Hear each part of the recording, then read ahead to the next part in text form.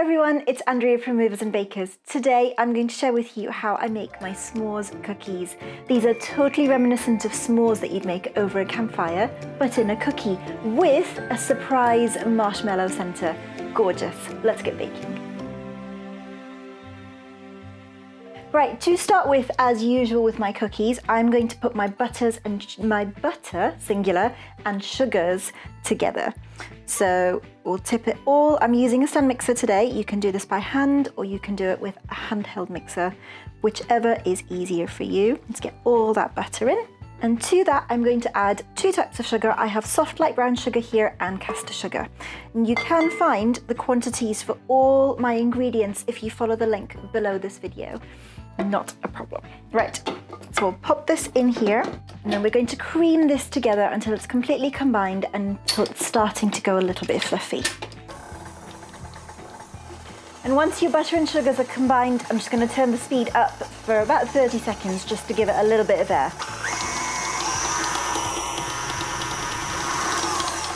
Right, and once your butter and sugars are completely combined, we are going to scrape our bowl down. And then we are going to add in our wet ingredients. Right, so to my butter and sugars, I'm going to add 2 eggs. And you want to mix your eggs after each addition, just to make sure they are completely combined before you add any more. Time for my second egg. And with my second egg, I'm also going to add in some vanilla. Make sure when you use vanilla that you always use vanilla extract. This is the one that I always use and I always love the flavour that I get from it. So a teaspoon of vanilla going in too, and then we're going to mix that up.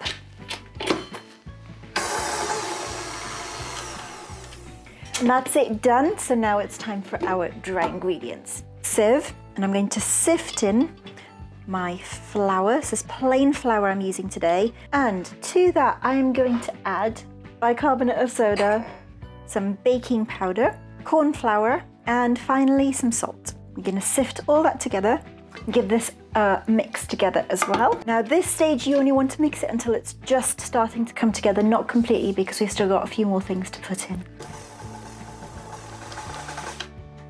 Right, that you can see is probably about halfway to being properly mixed, and that's exactly what I want. Right, and to this, before I finish mixing it off, I am going to add, now here I've got a mix of dark chocolate and milk chocolate chips. You can go with just one or the other if you prefer. I just like the difference that I get, the variation that I get in the different flavors. I'm going to put most of these in, but I'm going to save a few aside to stud the top of my cookies before they go in the oven to bake.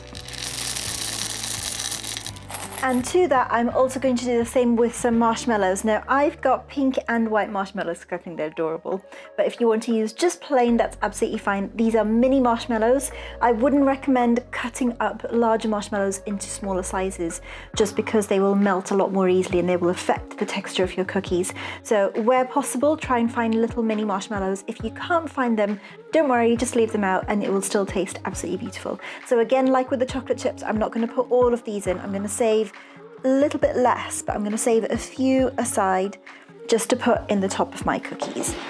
And my last ingredient to go in is some, now in the UK we don't get graham crackers, so I'm going to use as a substitute digestive biscuits. Now these, you can see some of them are broken already. I'm just going to break them up and just put little chunks of it so you'll get them in the cookies.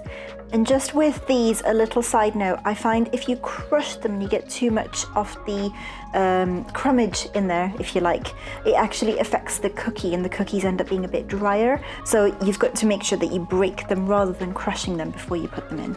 And once you are done with that, it's time to get all these mixed together. Now do this gently, gently, because those digestives will break up if you are not.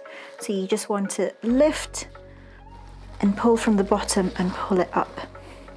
And once you have combined all your ingredients and they're all fairly well mixed together, we are ready to make our cookies. So I actually weigh my cookie dough just to make sure that all my cookies are the same size as a rough guide.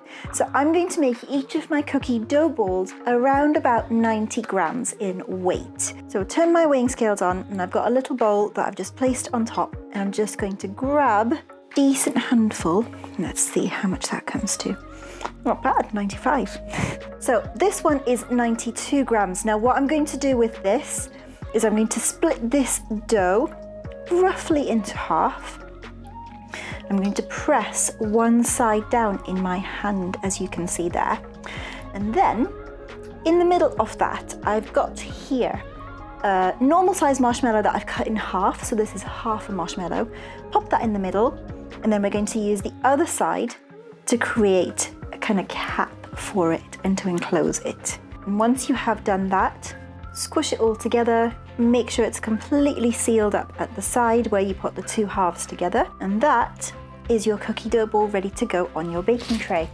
Now, while I've been making my cookies, I've had my oven on. My oven's been preheating at 190 degrees Celsius. So my oven's nice and warm and ready to bake. My cookies are there. I have the leftover marshmallows and chocolate chips that I'm going to stud them with as well. And I'm going to get these on and bake them. I will see you on the other side with baked cookies. Right, so my first batch of cookies are done. I baked them for 11 minutes and I left them on the sheet that they baked on to cool down a little bit before I've transferred them to a cooling rack. And here they are, my first 4 of the batch. So I'm going to crack one open and show you. Before I do, just wanted to show you the top. So your cookies will spread out a little bit and you will be getting these little cracks all the way into the middle, and that's how you know it's cooked all the way through. But of course I have to crack one open to show you that beautiful gooey marshmallow center. So here we go. Oh, look at that.